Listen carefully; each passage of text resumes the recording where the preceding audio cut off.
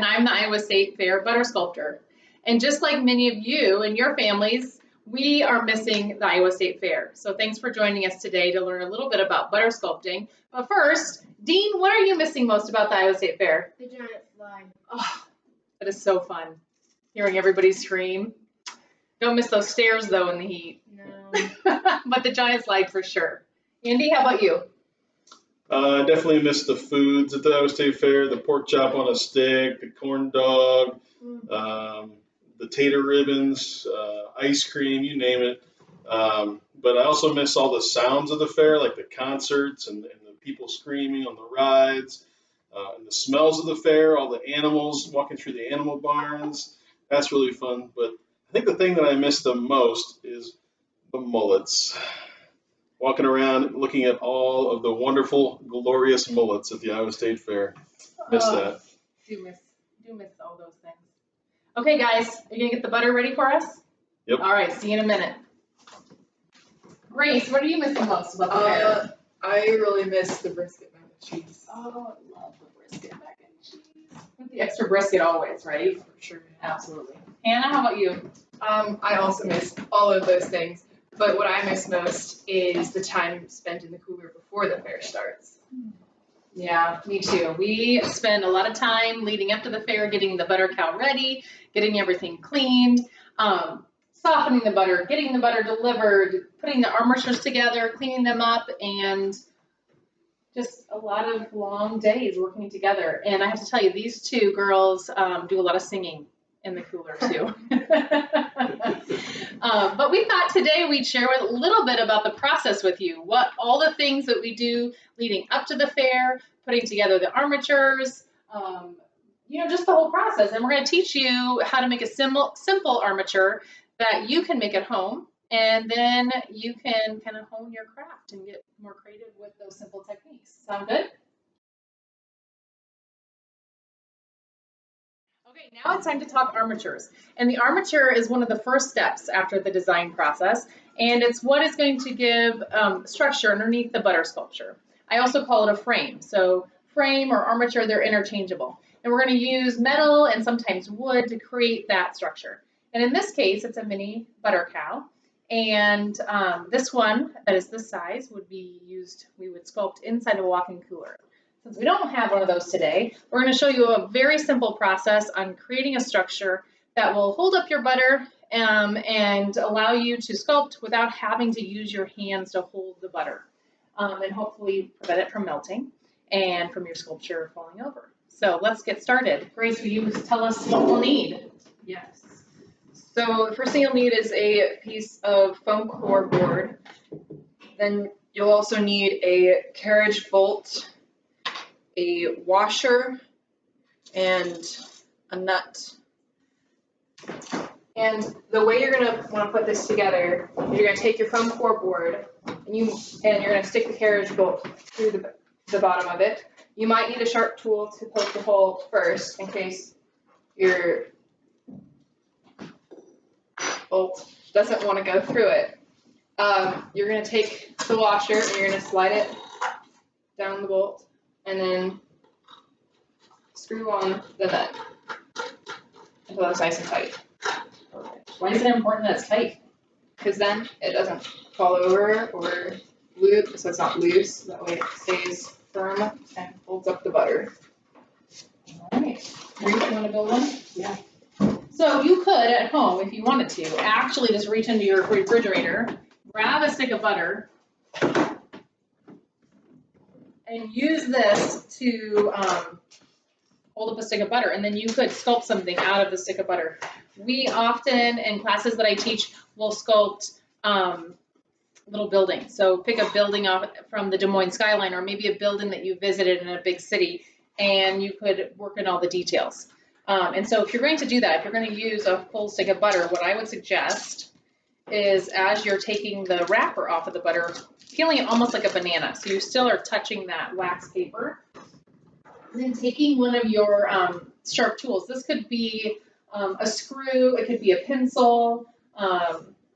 These are just some sculpting tools. So you're actually going to use that tool to almost like drill a hole so that, just like if you're building with wood, you'd pre-drill so that that bolt doesn't just crack right through. And I did crack the butter a little bit, so that's going to be the perfect opportunity to show you how to fix that. Then you can slide that stick of butter right on, pushing it all the way down onto the foam core board so it's all the way flat. Then we'll take one of my favorite wooden tools, and still holding onto the wax paper, we're going to squeeze at the bottom and just press up so that we're kind of filling in that crack that was formed. Squeezing and pressing so that you have that firm base. Now, go ahead and peel it off. You can still keep some of that wax paper for the time being. And just do that all the way around the base of this little building. Girls, what building would you sculpt? Clock tower. Clock tower? That'd be cool. Since Dad and I went to UNI, maybe I'd do the campanile. Do you have a favorite building that you would try, Hannah? No, just a generic building. Yeah. Skyscraper. Skyscraper. Lots of windows. Lots of windows. That would be the fun. That's the fun part, is like you can put all these details in. Maybe it's not even an actual building that exists. Maybe it's just, you know, something of your own design. Yeah, it's fun too. So there's the beginning stages. You can see that at the base, it's pretty level and there's no gaps all the way around. It's not wiggling or wobbling. So those are some key pieces. So now what I'm going to do, I could spend a little time doing detail on this, but what I think I'm going to do instead is just put this in the refrigerator and let that little building get really solid on that crack part that I repaired. You can hardly even see it. And we'll show you another method, something more similar to what we actually do in solar, right? Which would be using recycled butter. Yes. Not sticks of butter. So put that in here for now.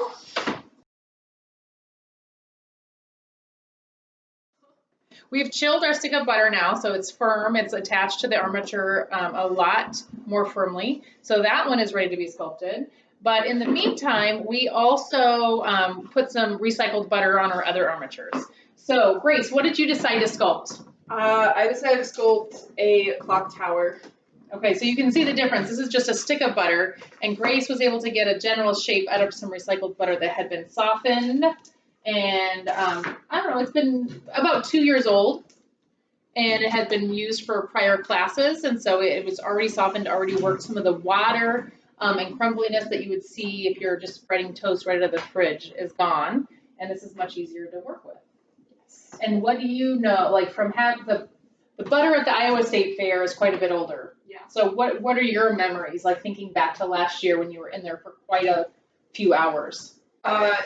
Well, it's a lot softer, like Mom said, but it also smells, because it's so old, it like accumulates kind of like Parmesan cheese. It's just really old and smelly, very pungent. Pungent's a good word. Yes, it's like aged dairy and aged cheese. Absolutely. So, Hannah, what did you decide to sculpt? I've decided to sculpt an apple. Very good. That's a challenge because apples are things that are spheres, are very difficult to get that shape with sculpting tools. And I decided to do our dog Birdie sitting down begging for a treat. So right now you can see they don't look like much. They don't have a lot of detail, but we just put that first layer on and then chilled it in our refrigerator. So now we can take some of our favorite tools. Hannah, you have my very favorite tool, which is, that's okay, you can use it, which is a hand tool, just a wooden clay tool that you'd use on the potting wheel. Another one of my favorite tools, just a wooden sculpting tool. Other tools that you might be familiar with, these would be loop tools that you can find in the clay section of any hobby store. A couple other ones. This is actually a tool for working in leather, and we use it for detail work. Some more pointed, fine tipped. This is one that Norma had in her work kit that she passed on to me. It's actually a broken dental pick, and I don't know, I think she told me she was at the dentist one day and saw those tools and asked her dentist to keep ones that were broken so she could use those for really fine details. So that's one that this is another one that she passed down to me. Those are some of my favorite ones. If you don't have sculpting tools at home, maybe you just go into your junk drawer like we all have. And I'm going to pull out, let me see what I have here. I have a screwdriver. Ooh, I don't know what that is. Some sort of tool. I have a safety pin. I'm going to use that. Let's see, I have a really tiny little screwdriver for eyeglasses. And, ooh, a paintbrush. That's a good start. So you can just find things in your pencil drawer, your junk drawer, whatever, to use a sculpting tool. So I'm going to use the end of this paintbrush to do some smoothing on my sculpture here. Kind of just starting by taking off some of those sharper edges that when you're first putting that, we did use our hands to put this first coat on, and it just leaves a lot of rough edges as it sticks to your hand. So now by using the tools, we can smooth off some of those rough edges. And I like to save, so if you're working from new butter, I like to save that wrapper to put the extra butter on. But if you're working from old butter, in the cooler, we like to have a little piece of paper or a bucket lid to save those extra pieces, because it is essential from my artistic point of view to reuse as many as the, whether it's the butter or it's the armature pieces, reusing those from year to year so that we are not wasteful in our process. How are you guys doing? I'm pretty good. Yeah, I'm good. Are you coming up to any challenges so far? Anything different than our normal process in the cooler? Just the warmth from my hands keeps melting the butter, which you don't come across when you're in a giant cooler. Yeah, that doesn't happen very often, except for at the very beginning when you just get in, your hands are still warm. But after staying in the cooler for a while, your hands get cold and it's easier to work with. Right. Absolutely. So that is one thing that's a little bit more challenging and limiting when you're working, say in just your kitchen or somewhere in your home than when we work in a walk-in cooler. And we have the chill all around your sculpture, all around your hands, and it makes it so much easier. By far, yeah. Okay, so I've attached a little tail, and that tail doesn't have any armature. Remember, we just started with that carriage bolt. So I'm going to have to just have the very tip come away from the body. So that's one thing you can do when you don't have a very complete armature, is keep those the limbs. So you notice I have my dog sitting in this pose, because that way I don't need the extra armature to hold the legs up like you would in a cow or a dog that was standing. So when you're limited in armature supplies, limited in cooler refrigeration space, that's one tip at home that will definitely help. Ooh, Grace, I like yours. Good start. Hannah, I like how you've etched it down and you have that top. How will you do the stem? Are you going to do armature up there, or are you going to just try to get it to stand up? I'm so excited to stand up. Set it there and then stick it on the refrigerator quickly. And maybe I can get it to stay. That is a big part of sculpting, isn't it? And any art is trial and error. We've learned a lot over the years, but then it still just comes down to just giving it a try and seeing how it goes. Okay, I don't know about you, but I'm having a hard time not sculpting with my hands.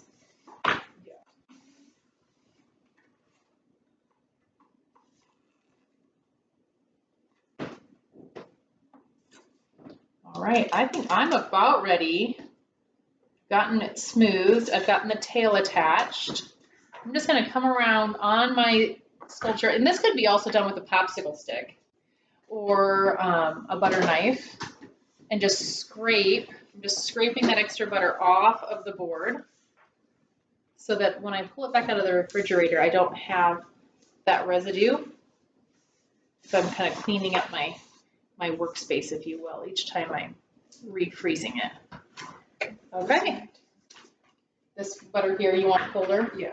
All right, mine is ready to another round in the refrigerator. You can see I have the legs attached to the front, I have the tail, those little ears, and I have it smoothed out. So I feel like I'm ready for another cool down and another round of details after that.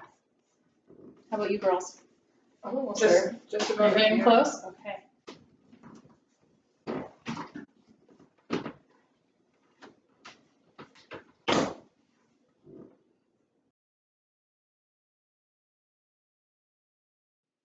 I hope you're having a good time sculpting along with us. And as we're here finishing up our sculptures, I wanted to take a few minutes to tell you about some of the history of the Iowa State Fair butter cow. It dates back to at least 1911 when a man named John Daniels sculpted a lifelike farm scene, which included a dairy cow and a calf and a little boy. And he was followed by J.E. Wallace, who was a sculptor who sculpted for many, many years in the Iowa State Fair and also around the nation. And after his untimely death, he was followed by Frank Dutt, who was a sculptor as well. And he sculpted in lard and also for a short time in butter. And then the very first female butter sculptor was Norma Duffy Lyon, pictured here on the book called The Butter Cow Lady. This is the woman who mentored me. She started in 1960 sculpting the butter cow and then added on many, many companion sculptures. And I started working with her in 1991 by chance. In fact, I was visiting the Iowa State Fair with family friends of mine. Carrie Lyon was a good friend at school and a 4-H member along with me, and her family invited me to help in the barn with the dairy cows. And I tried my hardest, but made a few mishaps, including too much soap washing the cows and the cow stepping on my foot while I was trying to walk it to the milking parlor. And so the third strike was getting sent up to the butter cooler. So I had a chance to work with Norma Duffy Lyon that year. And every year after that, she invited me back up to help her in the cooler, which turned into an apprenticeship, which turned into being able and honored to take over for her when she retired after the 2005 butter sculptures and the 2005 fair. And so I took over in 2006. And so I have been now the lead sculptor at the Iowa State Fair for 15 years, and I am looking forward to continuing on next year. So stay tuned. We're hoping to be able to offer more of these videos to get some more experience for you all that are interested in learning a little bit more about sculpture and a little bit about butter sculpture in particular, and maybe some little, some more high-tech armatures to be able to go a little bit more in depth with your sculpting of butter. So, are either of you ready to reveal where you're at in your sculpting? Sure. All right, Hannah, you want to bring yours up so they can see a little closer? So here's my apple. Very nice. Now, do you have any armature in the leaf and in the stem, or is that just all No, butter? That's all butter. Okay, so it does stand up on its own when it's just a little bit. Awesome. And that all started just with that one carriage bolt. And it looks so different from your sister's sculpture that used the exact same armature. Yeah. Great. I've noticed, Grace, that you could do add extra non-butter elements to your sculptures. And I've noticed that you added a little metal here as your... Yep, for the clock hands, I used a piece of a paper clip. Awesome. So it's your own, it's like your signature almost. Sort of, yeah. Awesome. Do either of you have any more details planned? Not really. Not really? You're just awesome. I like all the little windows. I haven't had a chance yet to add my eyes or nose into my dog, but after I smoothed it out, I realized I actually needed to add a little bit more texture. Our dog's a Labradoodle. And so I put in a little bit more curls in here in her fur and a little bit more detail on the leg and some tail. So I plan on working on mine in the next few days, adding some eyes, a cute little nose, and some more curly fur. All right. I hope you guys had a good time. I hope that you might keep your butter sculptures in your refrigerator for a few days and find time to add more detail as you go. But please know that we will be back soon together, enjoying the Iowa State Fair. And thank you for joining us, and have a great summer. Take care.